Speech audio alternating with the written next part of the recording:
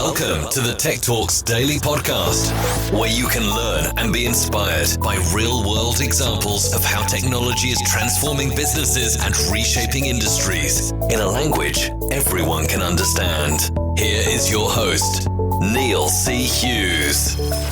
Welcome back to the Tech Talks Daily Podcast, where every day we dive into a different industry to try and learn how it is being transformed by technology. And today, I want to explore the legal industry and the world of legal tech. And in a market expected to grow to $17 billion by 2023, Everlaw is an AI-powered e-discovery platform that is helping legal teams uncover the needle-in-a-haystack piece of information that can literally make or break a case. And as the digital universe expands rapidly, litigators and internal investigators are all tasked with mining through mountains of data and documents, the majority of which end up being irrelevant. So how do they find those crucial bits of information and more quickly? Well, I wanted to learn more about all that and more about Everlaw and their technology. So buckle up and hold on tight as I beam your ears all the way to California so we can speak with AJ Shankar from Everlaw. So a massive warm welcome to the show. Can you tell the listeners a little about who you are and what you do? Yeah, my name is AJ Shankar. I'm the CEO of Everlaw. We are a legal technology company that powers what's called e-discovery and investigations. So sifting through huge haystacks of information to find the needles, the important, relevant bits, the incriminating email, the smoking gun, so to speak. And so my background is actually as a computer scientist. I have a PhD in computer science, but was drawn to this industry because it's such a fascinating one for so many reasons. And it's a great marriage of technology and the law. And that's one of the things I'm looking forward to digging deeper in here, and how the worlds of legal and technology and legal tech, how all those worlds collided. So can I ask that you share your origin story and where your passion for both tech and legal came from, and ultimately what it was that put you on this path you're on today? Yeah, absolutely. And so I don't have a legal background. I don't have any lawyers in my family. And so even though it's now over a decade ago, it was a bit of a happy accident that I discovered this space. So the first thing I'll note is, of course, the law deserves great technology, right? It's a pillar of modern democracy. If you want to have civil dispute resolution, go to the legal system, right? Don't just slug it out on the road, right? So it's incredibly valuable for actually making progress in civil society. And that's how I think most people perceive of it, right? And that's certainly from a legal context. The tech angle is a little more interesting, right? And far more relevant today than it was a couple decades ago. So my experience with it was I was in graduate school at UC Berkeley getting my PhD in computer science, and a law firm came to this computer science PhD department, and they needed a technical expert. They're litigating a particular case, and they needed an expert to help them with some of the technical facets of the case, the technology and the computer science. And I happened to know what they needed to know. So my advisor recommended me as a consultant to work with them part-time. And I said, hey, great, this will supplement my stipend and my fellowship money, why not? But when I actually did it, it was fascinating. The folks I was working with were super smart. The case itself was very interesting. The stakes were really high. I mean, it was some meaningful work. And of course, the technology they were using just wasn't that good, right? The actual technology they're trying to use to figure out what was going on in the matter, just based on what I knew of computer science, was like, hey, okay, knowing what I know, you could build something better than this, right? And that's where that kind of intersection came into play. As an armchair person who followed in the US, the Supreme Court and appreciated the value of the law, suddenly realizing, okay, look, this is a problem that the law needs to solve. Technology is now paramount here for a lot of reasons I can get into. And so I actually have kind of an interesting background that will allow me to actually address some of these fundamental technical challenges. So all these folks can focus on what they want to do, which is the practice of law. And that was the impetus for me to kind of dive in. Wow, I love that story. And of course, it was that path that led you to Everlaw, which is an AI-powered e-discovery platform that helps teams uncover the needle-in-a-haystack information that literally can make or break a legal case. But for people hearing about Everlaw for the first time, Can I ask that you set the scene and tell them listeners a little bit more about the kind of problems that you're solving with your technology? Yeah, absolutely. So if you're doing an investigation or a litigation, you're dealing with evidence, right? You want to find out the facts, the truth, what happened. You want to make a case based on that evidence, right? Rather than just going to the street and trying to get the court of public opinion to decide. You've got to actually provide a compelling narrative that's supported by the evidence. So what is that evidence? Now, in most of these litigations and investigations, it's the communications people have had, the work product they've created over time, you name it. And so 30 years ago, right, maybe that was all the files in the filing cabinet of one company that was being sued, right? They're being sued by some other company. You trot out all the files, you look through them, you try to find evidence of whatever wrongdoing they're alleging, right? And so that's, even putting together those facts can be complicated. But what's happened in the last 30 years is that the amount of the evidence you could bring to bear, so-called discoverable evidence, has grown enormously, right? So when you're putting together a case now, it's not just files and filing cabinets. In fact, those hardly exist. It's every email anyone in this company has ever sent to anybody else, right? It's all the office documents they've created and all the PDFs they've made and every Slack chat they've ever sent and every Snapchat maybe they've sent, right? So a huge volume of evidence needs to be brought to bear to actually make a compelling case, right? I say you did such and such a thing. Well, did you do it or not? Let's look at the evidence. Now you have millions of documents of evidence that you've got to look through. Video recordings, Zoom recordings, more and evolving file types. It's a really, really challenging problem. And it's basically the challenge here is to keep up with the pace of technology, right? So everything I'm mentioning are things that have been invented in the last 20 odd years, right? And there's only more. And whatever it is that people are using to communicate, whatever it is that people are using to work, that's going to yield discoverable evidence. So what Everlaw does is help you look through all that stuff. You got millions of documents of communications and emails and Word documents and Zoom video recordings. You've got to go take that millions down to a couple hundred, 0.1 or 0.01% of your evidence. And that's actually what's going to be compelling. And so that's the first thing we help you do is to sift through all that data, with sophisticated search, data visualization, machine learning that'll help you figure out, what parts of your haystack you should look into, or even what your haystack looks like. All these tools that human annotation and review to help you figure out, for your team looking at these documents, what's important. And then what we do when we've done that is we'll help you tell a story with it, right? So let's say you found your 500 documents of evidence. You can't just go to a judge and say, hey, judge, here's these 500 documents. We win. You got to build a compelling argument. So we have a whole suite of collaborative storytelling tools, a timeline builder, and an outline and a draft editor so you can actually build an argument and directly inject your evidence that you found into that argument. We have a depositions tool that you actually have to go. If you're going to interview someone in a live deposition setting, you can take notes in the platform. All of these things help you tell that story a little bit better. So those are the two key things we do. We help you find those needles in the haystack when the haystack is this huge mound of digital evidence. And then we help you take those needles to knit together a really compelling story to make your best argument about, why your side is right.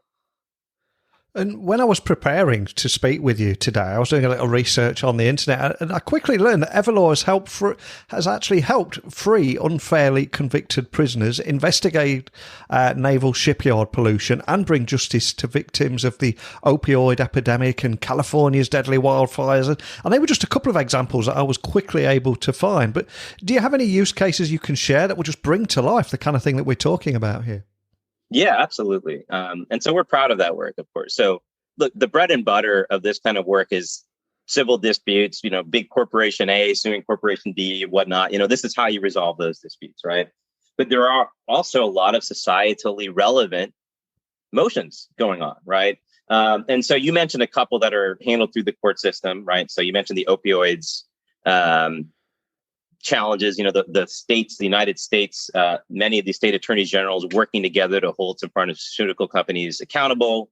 And how do they do that? They get a huge amount of communications from these companies and they sift through them. They do that on Everlaw, right?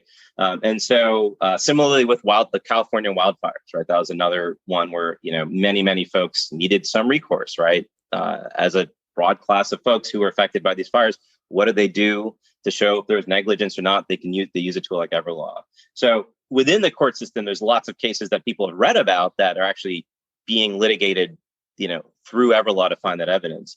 We also have a program called Everlaw for Good.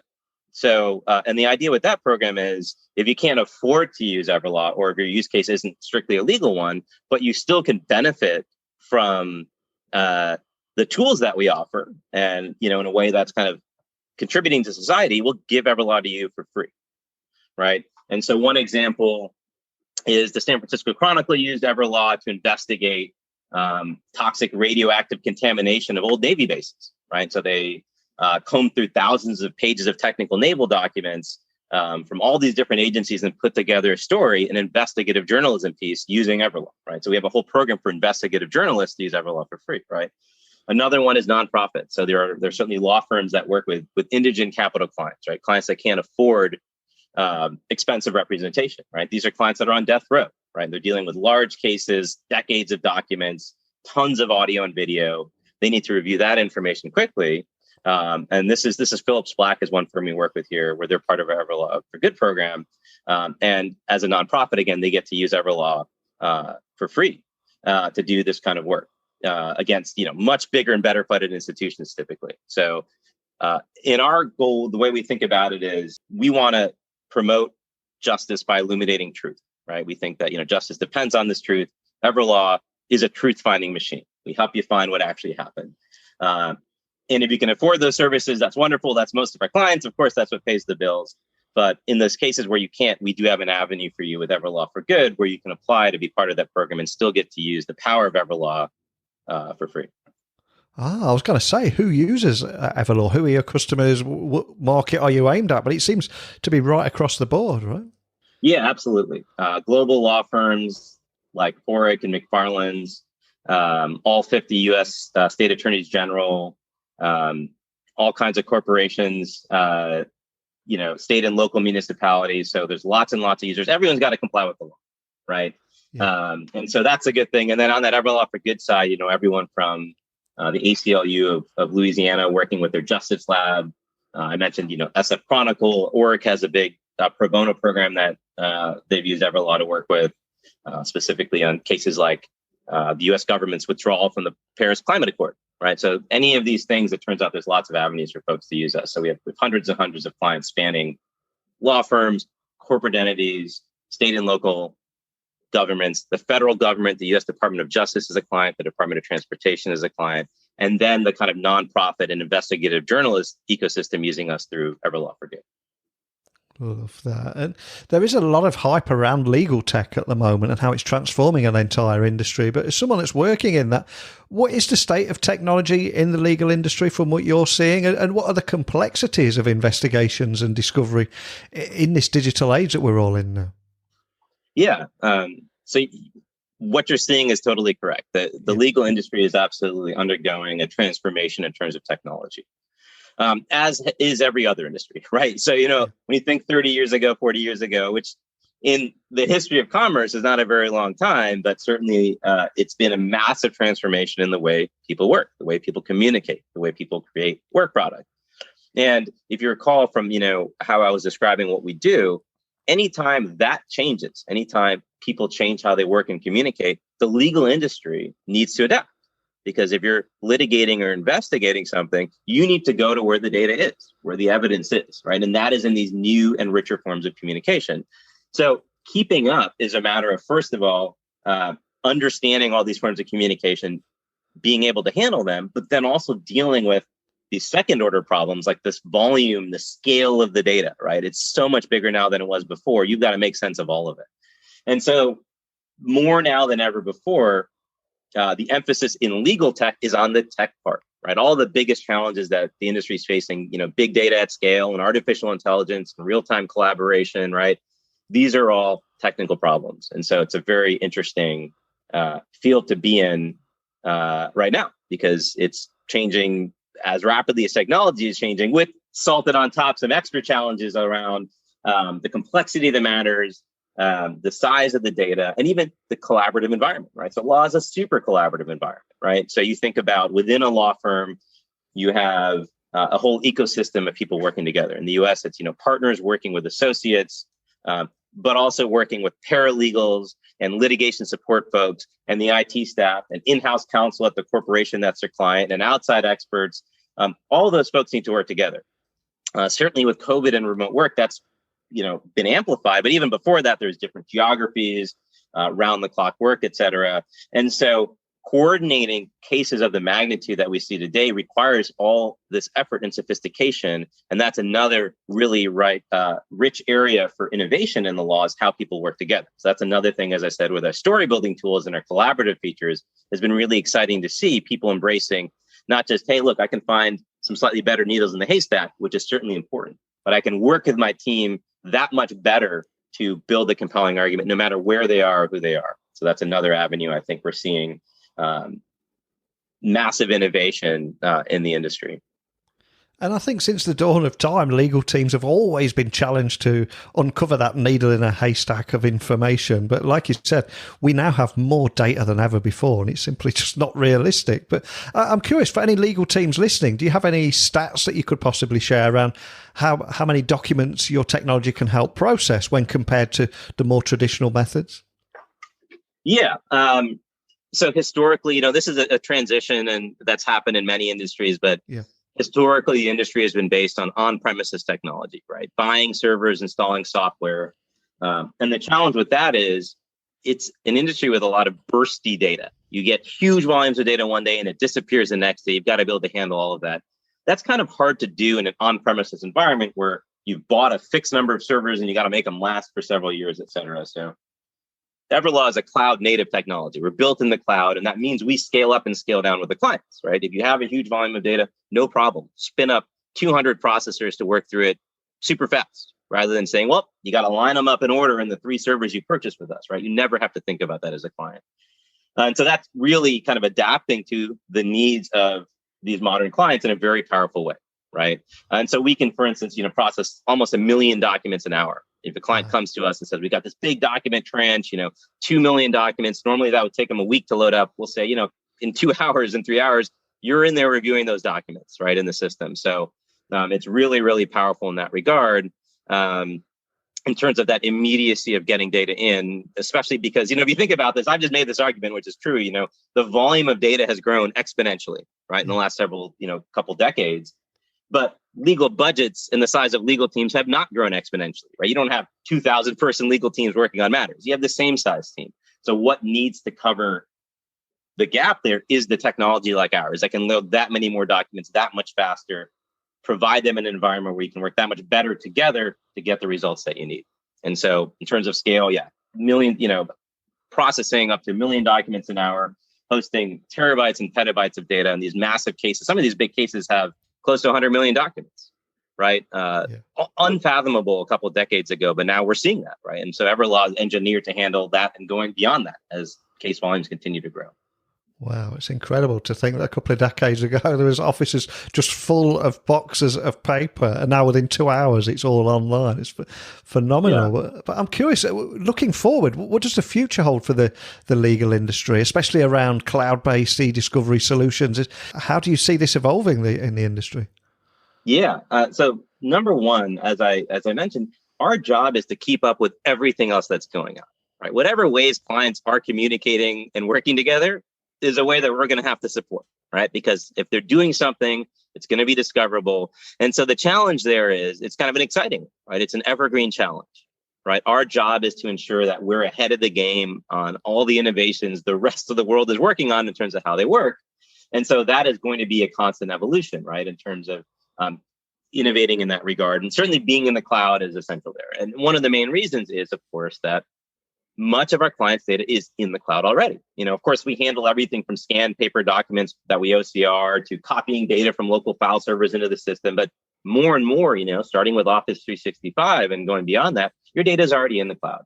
And so getting that data from cloud sources into Everlaw is a key component of what we do. It should be, a very simple operation, connecting the dots in a secure way to get data in and rapidly. So we expect that more and more over time, you're going to be thinking and you're going to understand your inventory of your cloud data. And you're going to be just saying, okay, we've got these 7 things. Let's hook them up, get them into Everlaw. It's going to change how things work.